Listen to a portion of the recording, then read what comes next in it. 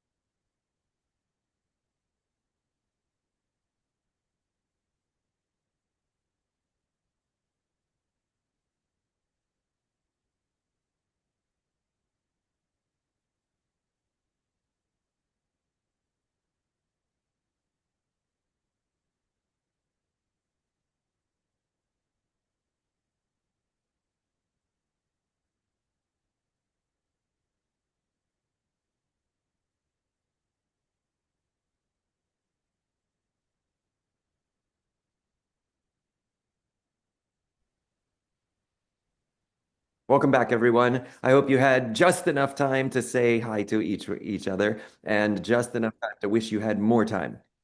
With everyone. We probably should just have a meetup sometime where all we do is say hi to each other, and there is no more agenda than just catching up on what did you do for vacation and where are you going next weekend. So we'll think about that. I want to introduce my co-hosts, Emma Shubin and Veronica Bileski. I absolutely do not do this by myself, and we would not be able to make this all happen except that we have such a great team. Veronica, do you have some announcements that you want to share with us? Sure. Happy to see you all. Nice to see some old faces and some new faces. So if I haven't met you yet, welcome. So as far as announcements, we have a masterclass with Changfeng Lin coming up in 4 days. And then Selma Odom is teaching a short course on community, and then she'll be teaching like a historical perspective, as well as kind of asking us to reflect on our current communities. And then Kay Barker is teaching a masterclass in November. So those are our paid events that you can sign up for. And when you sign up for them, you receive both a Zoom link to watch live and a recording to watch for 30 or 60 days afterwards. But then we also have these meetups, which are events like today, you can come and stay for the whole hour, or if you need to leave early or come late, you're also welcome to do that. And these are our discussion meetings where you don't have to sign up ahead of time. They're free to attend. And it's maybe a lower entry point if you just want to come and check out what the BDM is all about. Since the class is coming up in a few days with Cheng Feng, maybe Emma or Stephen, could you talk a little bit about that one? Yep. Emma, do you want to? I'll just say, and then I'll hand it to Emma. If you haven't met Cheng Feng Lin, who lives in the Toronto area in Canada, you really need to go. He's dynamic and so generous and kind, and he's got big energy. He's got like big eyes, and he's very excited, and he's just so smart. I've invited him to my university more than once. He's to work with my students. He's a showstopper. He's so exciting and so much fun to work with. So if you've not had a chance to be in the room with Cheng Feng, honest, it should be just required learning. Everybody should go hang out with him and get a little bit of that spirit. He's just outstanding. And we had to work hard to book him. We've been trying to get him to say yes for a couple years. And he's very busy and just he's protective of his time, and he's only got so much time, and it took us a while to work on him. So you want to catch him while you can get him. And so please register for the Cheng Feng class. And remember, you can register to knowing you're going to show up live, or you're allowed to register knowing you're not going to show up live and you're just going to watch the recording. And so either way. Emma, do you have more you want to? I'll add that we have this lovely archive of an amazing amount of wealth of knowledge from all of these master teachers over the past 5 years, and you can access those at any time. It's the same fee as signing up for a masterclass live. You get access to that video for, I think, is it 90 days, 60 days, 30 days? for masterclass and 60 days for short courses. Got it. And I have been going back through, and it's just amazing that so many of the people in this room right now have presented courses as well, which is lovely, and that there are more to come. So go and check it out. And we would just love to share that. And also, if you have colleagues or friends who normally couldn't afford such things, one of the things that Integral Steps, which is one of our nonprofit partners, helps with is support with scholarship fundraising, and then supporting with scholarships for students to be able to participate. So we want to see new friends here as much as we can. Thank you. Veronica, do you want to introduce our guest today, or do you want me to?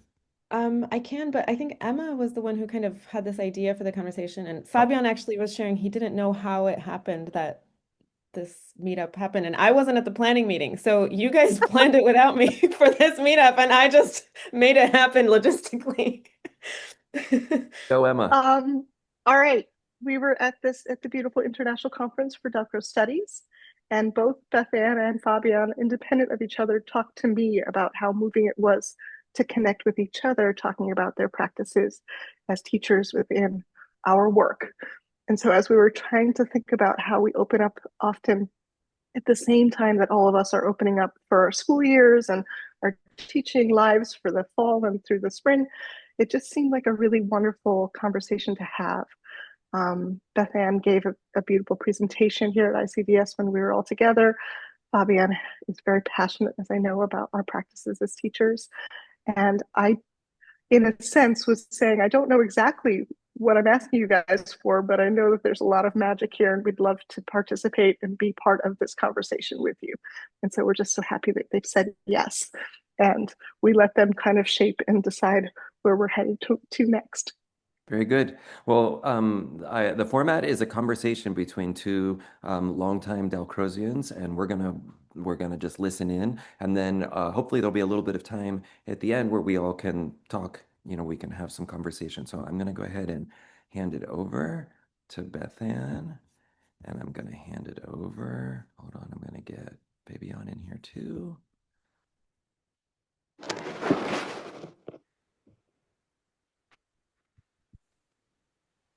The floor is yours. Take it away, Fabian. Hello, Bethan. Yes, hello everybody, and thank you to the VDM to have invited us. It's an honor to be here again and to see many familiar faces. Hello, John. I didn't greet you yet. Stephanie from Switzerland, my colleague from Lucerne, is here also. And Naomi von Orelli also, she was also at the ICDS 7. We met there, Stephanie and Naomi. And to my surprise, no, I knew it from the program, I also met Bethan there already at the entrance to the old conservatory, where she was sitting with John, and it was a warm hello, very welcoming, and created a comfortable feeling to realize, okay, we are here together. We know each other since a long time, not so close. And I try to give a short glimpse of what I remember. And I realized that Bethan has some more memories about earlier conversations, which go back to 2015, I think even. But maybe for those who don't know me, a short, maybe 2-3 minutes telegram. I learned about eurythmics when I was 22, in my years of search. What could be my profession? No idea that this profession exists, and more by chance at the conservatory in Munich. I learned about eurythmics, had the chance of 5 days participating, and just to get to know eurythmics. And that happened at the Rhythmicon, and I knew that is what I want to do next, for sure. And since then, I'm connected and more deep in this profession, and very grateful, because I think it's a privilege that, and I'm talking about me now, that I can work with people, with children, with adults. I worked, until 6 years ago, I worked with children for 40 years. And that was actually the nutrition for my teaching with students and adults. I think if I would not have had my weekly experience in class with children, I would not have become the teacher I am today. And you can read that in other places, that people say, thank you to my students, thank you to the children, because they were my teachers. But that is true in a way, and very important. After that, a long journey began, which, maybe I should name Amelie Höllering. She had studied with Elfriede Feudel, who was a student of Emil Jacques Dalcroze. So I thought from the very beginning of getting in contact with eurythmics, I felt close to the source, close to Emil Jacques Dalcroze. And usually I don't belong to the traditional Dalcrozian teachers, because I have not studied in Geneva. But was very close to the teaching of Elfriede Feudel, who came from Emil Jacques Dalcroze. And I still think many of the books that exist only in German should be translated sooner or later into English. I don't know if I can engage myself in that, but also at ICDS, John, when you presented the new book with Selma and the colleague from Belgium and others, the trace, how do you call it? The traces? No, the landscapes. The landscapes. There is a big landscape of eurythmics in Germany. And this landscape is still not accessible to the international community. And it should be, because it is a treasure in certain points. Maybe one of the treasures is a certain aspect that has to see with Amelie Höllering's background. She also studied deep psychology. She was a psychotherapist for youth, and always was very serious about that we should never mix up things.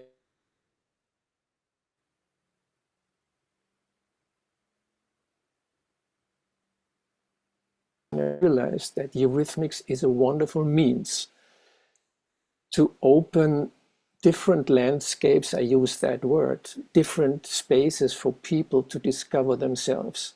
I think that me entering these classes of eurythmics when I was 22, it opened a completely new space to learn things about myself, things that I had never done before, ways in which I had never moved before, ways of thinking I had never had the opportunity to develop, and so on and so forth. So from there, without doing special things, I got to travel the world in a way. I mean, a certain part. I met Lisa Parker, who invited me to the Laundry School twice. I met Anne Farber there. I was in London at the International Workshop Festival. I worked in Zurich at the university, in Lucerne at the university. I worked for the Tri Chapter in New York. I was at the Lucy Moses School, and it happened without me being especially, what could I say? I was not ambitious to play a role. Finally, I became president for the FAIR, but that happened like I came to FAIR in the year when I met Bethan first, I think in 2007, if that's true, when Silvia Del Bianco asked me if I would be willing to become part of the FAIR. And I think there I saw Bethan presenting something in a way that I had never seen before, a way where a colleague that I didn't know before combined her presentation with video material about, I call it could be placed in the space of performance, but I realized this woman is working with material, newspaper, become parts of a clothing, shoes, and whatever I remember from that time, a very complex and intriguing performance which opened my eyes for a broader view into the subject of the artistic aspect of eurythmics, of creation in eurythmics.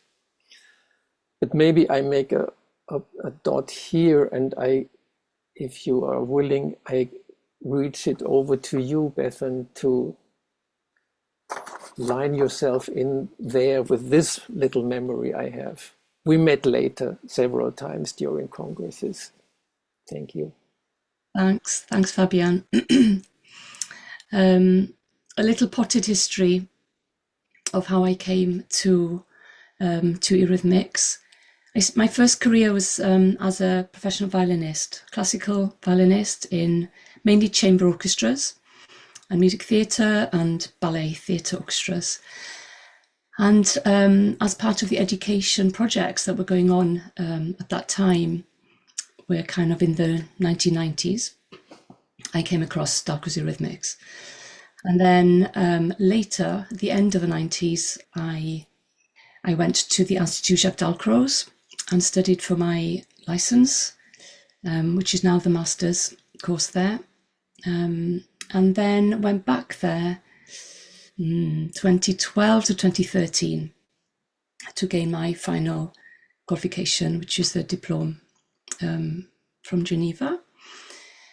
I've taught in special school, in nursery and primary, done quite a bit of teacher training, and similarly to Fabian, never imagined I would get the opportunities to travel internationally like I have done. Again, not seeking that and not answering any adverts, but that's something that's been a real privilege and a joy to meet people of different cultures and to learn from them. This, I notice now, makes a little link into the next thing I want to say. Yesterday, I did a search in my old emails of conversations with Fabian over the years and came across an email from 2021. And I'm going to quote from it. November 25th, 2021. Dear Fabian, I hope this email finds you well. I wanted to write to you after your paper at the ICDS conference. I thoroughly enjoyed it and found much resonance in what you said with my own experience as a teacher trainer in the field of Dalcroze eurythmics. So that particular paper was at ICDS 5, which happened online because of COVID, and the paper was entitled Eurythmics in an Increasingly Multicultural Society. And it speaks of this dialogue and this deep learning that we get when we have people of different cultures in a class. Fabian was speaking particularly of the multicultural setups that he found himself in his own teaching in his country, but it also speaks to that broader picture that I've just been talking about. So we then met, I'm just going to pole vault to this summer, where we had an amazing encounter in Luxembourg prior to different presentations we gave and then after. And the conversation, am I right in saying, Fabian, lasted about 3 hours? We missed quite a bit of the conference, I must admit. We didn't realise that the conference was happening in the background, and we got up and went, oh, we've missed such and such a thing. But we both felt that maybe that our conversation was what was meant to have happened in that time. And during the course of that conversation, we both quite naturally flowed into a almost retrospective of our teaching, what we'd learnt, and what were the important, maybe pedagogical principles almost, of what we came away with. And they were so resonant of each other's experiences, which is why we chose the title Reflections and Resonances for today. There was this sense of, yes. And then now I'm going to quote a message I sent to Fabian yesterday, having reread his paper from 2021. This paper makes me respond with yes at every paragraph, with a quickening spirit. It's wonderful. Thank you. I could have written a lot of what Fabian wrote back in 2021. Not with his vocabulary necessarily, not with his particular case studies, but the spirit, yes, I could. And it reminded me, this will segue into a conversation, maybe, Fabian, but I wanted to read an excerpt from Parker Palmer's The Courage to Teach, which again resonates with both our understanding of teaching, of pedagogy, I think. Now then, good teachers are truly present in the classroom, deeply engaged with their students and their subject. They are able to weave a complex web of connections among themselves, their subjects, and their students, so that students can learn to weave a world for themselves. The connections made by good teachers are held not in their methods, but in their hearts, the place where intellect and emotion and spirit and will converge in the human self. And that, I came across that again this morning. I thought how closely that allies to Jacques Dalcroze's own writings, in my understanding of them, the integrated self and the whole self, and how maybe our work is to facilitate those connections, primarily connection to ourselves, our connection to others in the space, and a connection to that space, and how we navigate with the best dosage of energy and time to then go out and be artistic citizens, creative human beings, and maybe the best version of ourselves. And I think Eurythmics can do this. So maybe that could be a place to start our dialogue, Fabian, or to continue. It is certainly, thank you. Bethan. When I was preparing myself for this meeting,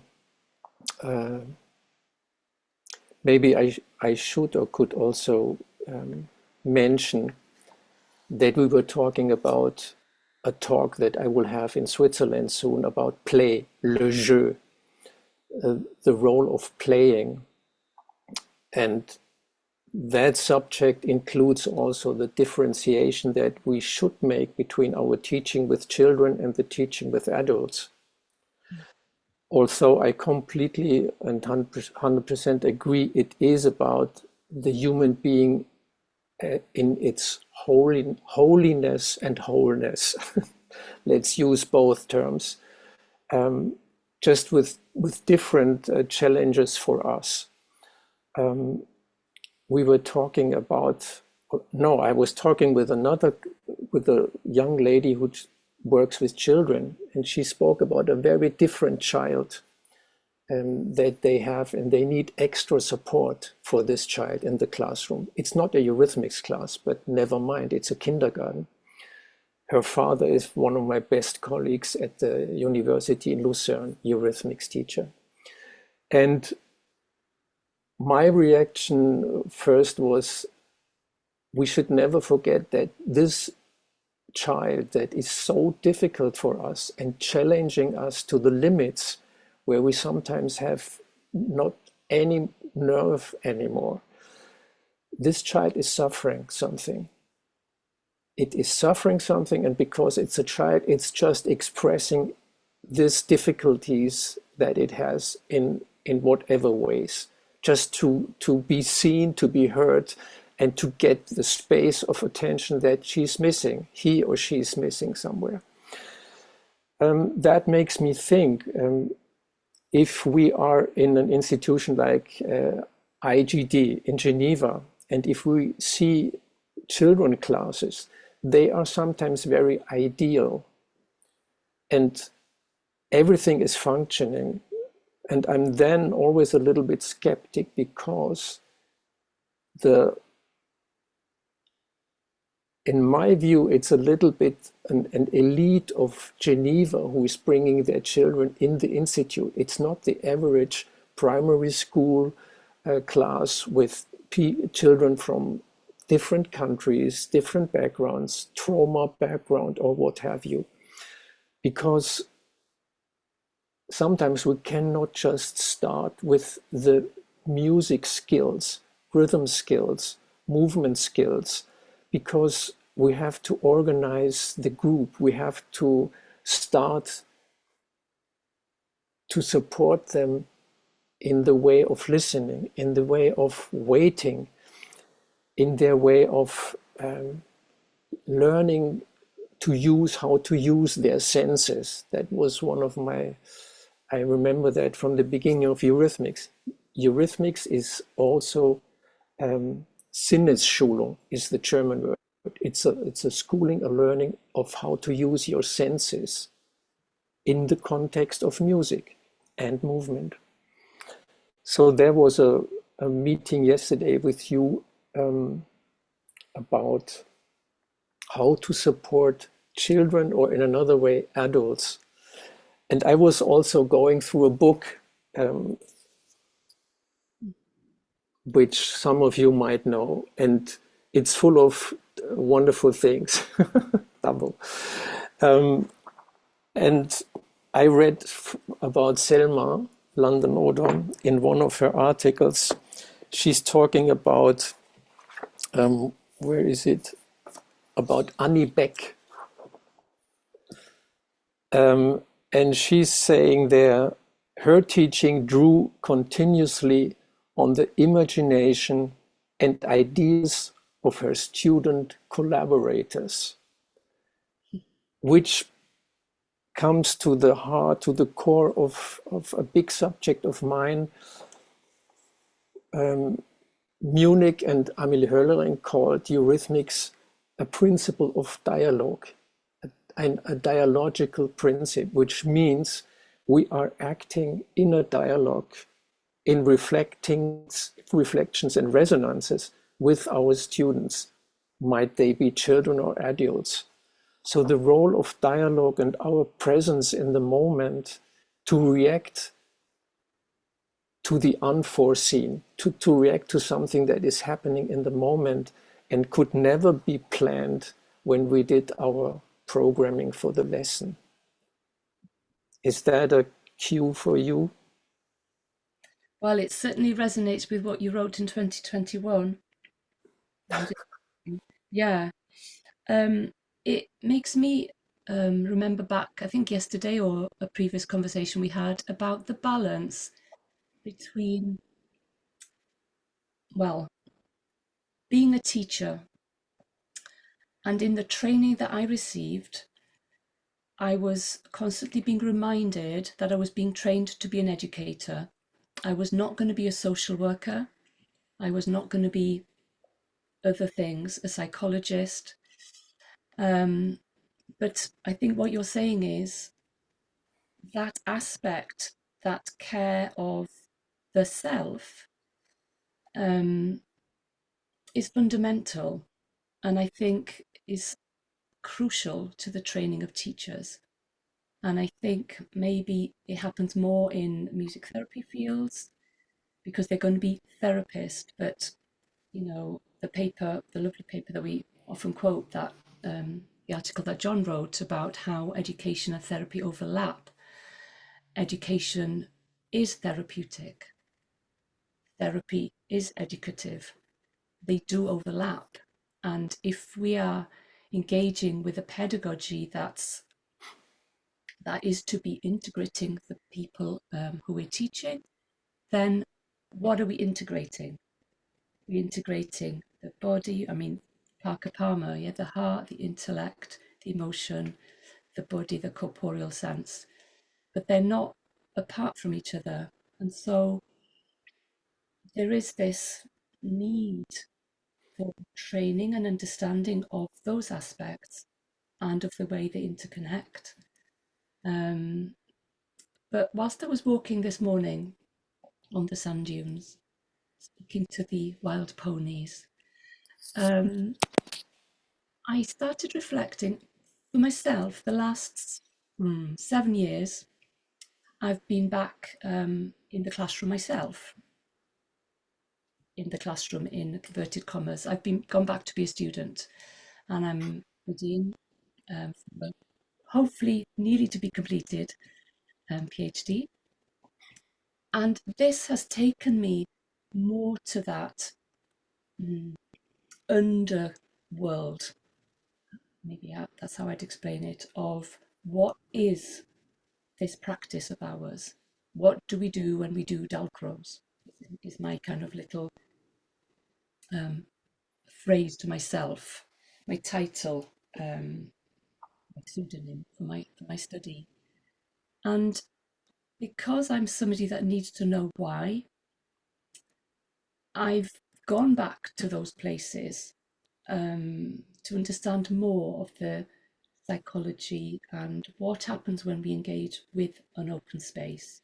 What happens when we confront our own bodies and the balance therein with our own spirit and memories and emotions, and marry that with our use of the space. What happens? What can happen?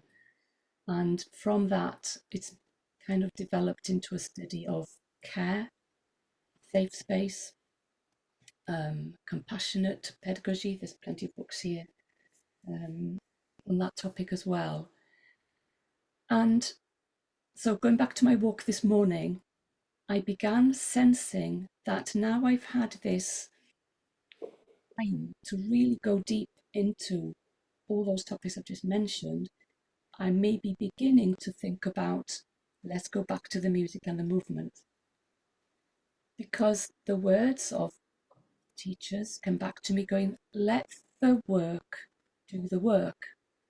So let the music and the movement be the vehicle with how we become safe in the body, how we can be safe with others and the space. So I know in my own training to be a teacher of Dalcroze Eurythmics, there would be comments that I spoke too much. and that the balance of explaining was out of kilter with how much music and movement and they're doing. But I think that's because I'm one of those people that want to know and want to go beyond and down, down, down. But maybe now that I've been down, I can come back to that practice of the music and the movement. It actually can do the work on its own.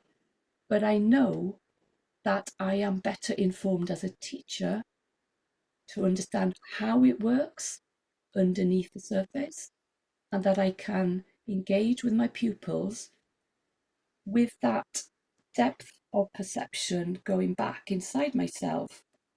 But I don't necessarily have to bring that forth into their perceptive field, maybe.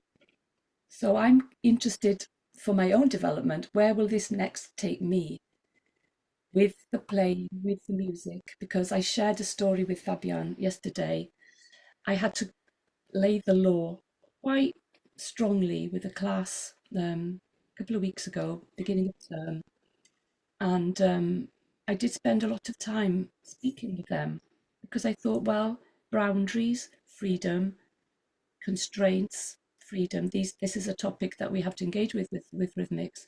And I needed to know what was their commitment. These are 9, 10-year-olds.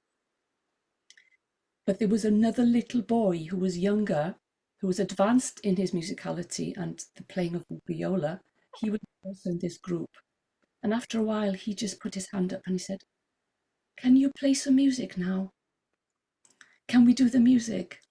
And that was a little bit of a, come on, back. And he passed the piano and he said, "Are you making that up? Are you inventing that?" So he needed that. That's why he was there. He wasn't there to hear a prep talk about behavior and discipline. And the music could offer him that. So I'm very interested for my own development. Where do I go next? I go back to what I was trained to do, having had this bigger, deeper insight. Fabian. Thank you, Bethan. I remember how you spoke about that child and this, how do you call it in English, this challenge, where's the music? I want music. Wonderful example. I'm playing in an orchestra, and yesterday we had a very good rehearsal because our conductor was very well prepared after the holidays, and we have a difficult program. And I was very inspired how he worked with the violinists and all the string instruments. I'm playing the clarinet in the back. And because I knew we would meet today and we have a talk, in the course of the evening after the rehearsal, I had just some ideas how even a crescendo that I create with my instrument or with a drum in the classroom can be used as a very precise development of increase of energy that is expressed with fingers, hands, arms, the whole body in the whole space or in a little space. So this connection between music and movement is there in every little detail that we have musically. Staccato, tenuto, accelerando, we do that. We can do that in the classroom. And we have to do it. And we don't have to talk for these kinds of examples. But with students, I think also I have to talk sometimes, and I'm very aware how they listen. And I have mostly older students these days, like 35. They have had a profession already, they have had family, they change their profession, go into music and movement, dance, and they know what they want. They are very mature, so we can get to the point. That's one thing where I also use the talk, but they need, of course, our example, how we use music in the accompaniment, which is our big tool, a wonderful tool. Maybe I remember I have something about it in that article or talk about play, if I find it, otherwise it's not. Yeah, our expertise, our knowledge that music is the organizing and shaping medium itself in the classroom, in the process.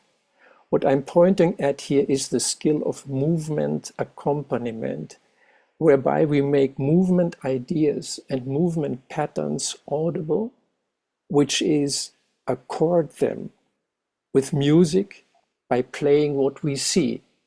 This was one of the rules: play what you see, to become a teacher, to learn how to use music. This form of movement accompaniment has the purpose of supporting, encouraging, and promoting the sense of self in the person performing. So our playing is like a mirror to give the participant a stronger sense of self in what he or she is doing right now, alone or in the group or what have you. In addition, it has the potential to be used as a modulator, music accompaniment. In other words, we can use our instruments to mobilize, to organize, and guide the resources of the participants towards more or less dynamism, towards more or less expressiveness, depending on what is needed. Let's switch to children. If we have these children who are always first in place, first in I want, I do that, we can play in another way. It's like, listen to this. This is now a very small movement. Would you please try? I'm sure you can. So just a little excerpt of that. And maybe one more thing, and you encouraged me to mention it. I had the chance to assist during 4 years a formation of potentialorientierte Psychotherapie, psychotherapy oriented towards the potential of the person.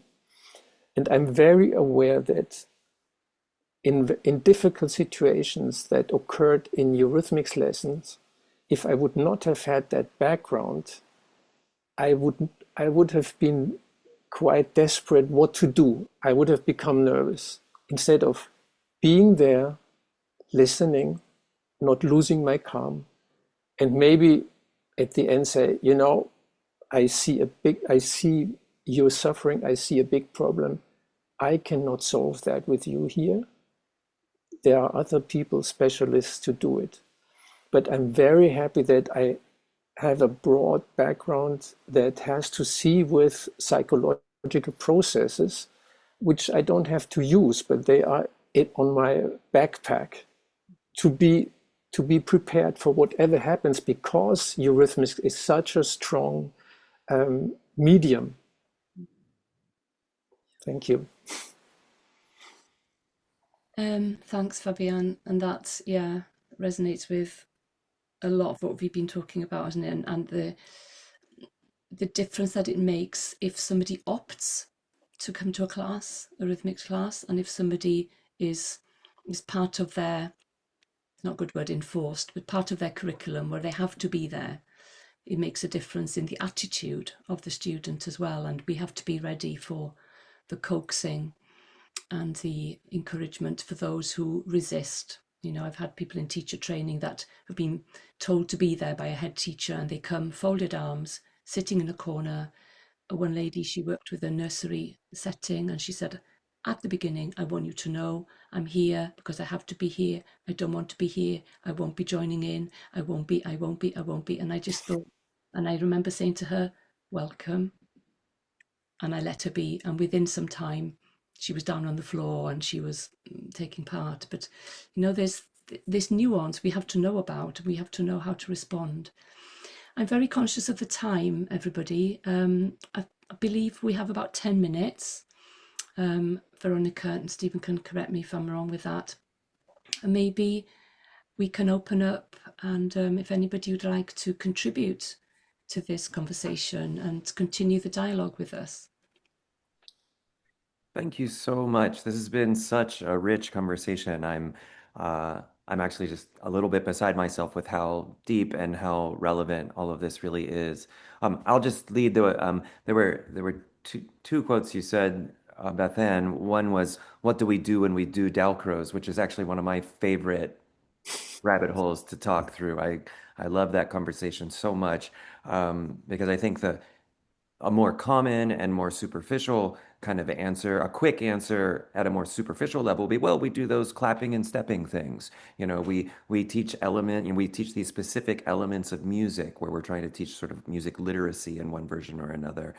We play games, like there's sort of a kind of a common answer to that kind of question would be, well, it's that stuff. But actually, especially for those of us who've been in it for a long time, I don't think most of us believe that much at all. And so finding words to try to describe what it is and trying to find a way to mine or to root out, yeah, well, what are we doing? I think is just such an important conversation. So thank you both so much for this. So I offer to our colleagues in the room, what part of this discussion would you like to sort of add to, or ask a question about, or push on, or offer a different angle? Anyone else in the room? Elizabeth.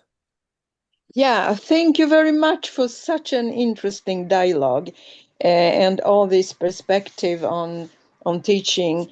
I can really recognize myself in this. I have one question to I don't remember the names. That is terrible. The gentleman from Germany. Fabian. Yeah. You were talking about a woman who worked artistically with Dalcroze, with materials. What was her name, and could you please put it maybe in the chat? Her name is on the screen. It's Bethan Hebron James. Oh, thank you. I didn't realize that. Thank you. Then I will communicate with Bethan. But then you also named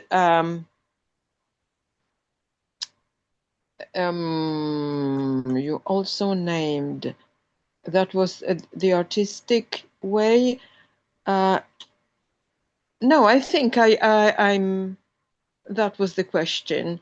Annie Beck, who is she? Oh, I cannot say many things about her. I just found this. Selma London, maybe John, you know about Annie. Annie Beck was a student of Dalcroze in Hellerau, and she taught in Hellerau as well. So she was one of that group who were extremely proficient, and who he marshaled to be on his faculty from the very beginning. I think I'm writing saying that she was Dutch, but she then went to teach at the London School of Dalcroze Eurythmics. So she taught there once Hellerau had closed. I think that's where she moved. And if you want more information, I can help you out. I'll put my email in the chat. Okay, thank you. I'm just looking her up. She's on page 215 of this book. It's here in that chapter. Annie Beck studied with Dr. Jenny van Hellerau. I always thought Annie Beck was English, but I stand corrected. Yeah. Anyway. Very Sorry. good. Other thoughts? We have 6 whole minutes here. Francoise. Yes. First of all, thank you very much to allow us to share a dialogue in which I really can have access to you. It's like the way you speak, the way you are connected inside just gives us access to you in such a simple way and in a deep way too. And I was just thinking, oh, everything you said, I mean, I agree with. And then I thought, okay, but as a teacher, we would all like to be like that, you know, and it's not that simple and that obvious. So when you talk about perception, as you did, Bethan, I had the feeling that the perceptions that you have is because you opened up lots of space and availability and security somehow, psychologically or affectively, or you know what I mean? That's the same by Fabian.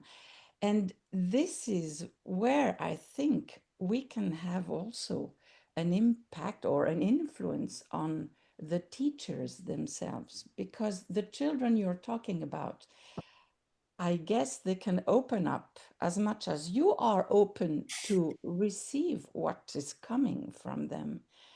So this is where I think there is also lots of things that we can do just to help teachers come more and more themselves and be able to welcome whatever can happen in a lesson.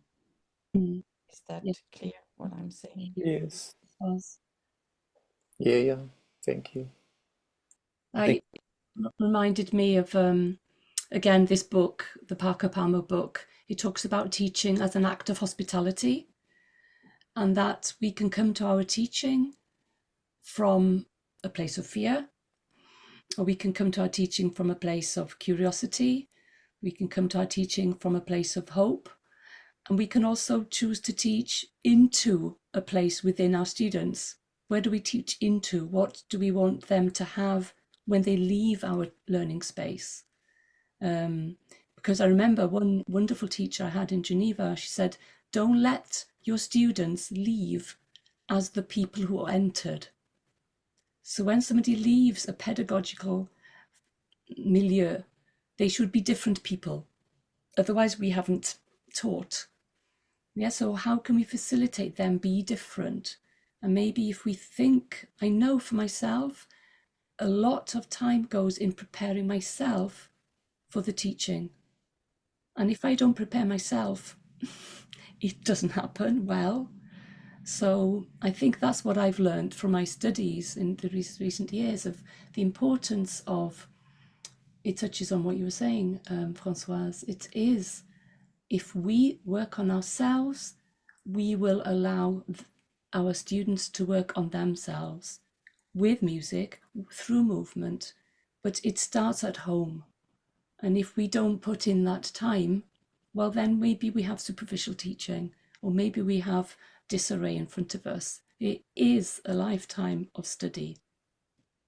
And the more you start to dig, the infinite depth, you know, opens up. But then what you get back is they teach you, they teach us, and then it just snowballs. But yeah, I don't know if you wanted to add. Oh, time is going. Fabian, It goes so fast, so fast. I just had this quote from my teacher, Amelie Höllering, and she said it often when she were publicly speaking about children. She was saying, if Lisa, whoever, if Max is coming in the Eurythmics class, more Max is leaving. As simple as that. It's just to underline what you said, Bethan. Mm-hmm. And that's how it should be. That's in our responsibility, that should be the guideline for us. More of the person of their personality should become visible and should be incorporated more and more. Yeah, not mini me, more them. Right. So good. Oh my goodness, friends. I mean, we've said it lots of times, actually almost every time of these 88 meetups that they just seem to turn into more than we could have predicted. But this one is a banner example. So I'm so excited to post this video, and I hope you all will tell everybody that they should really take some time and sit. I have graduate students in music education who I'm thinking of specifically right now who need to listen to this conversation. Thank you so much, Bethan and Fabian. Thank you so much for taking the time and the organization to have your thoughts together to come and share. We are so thrilled to have you in the community and to get a chance to learn from you. Everyone, we have a big masterclass coming up in 4 days, so please consider joining us to be with Cheng Feng. We have short courses. Selma Odom's name was mentioned a couple times today. Her short course is coming up just around the corner. And please come back for meetup number 89 in I don't know, in 2 weeks or so, where there'll be more. Thank you all so much. Thank you, thank you, thank you. Thank you, Bethan. Thanks, Thank Fabian. you. Thank you. Thank you so much.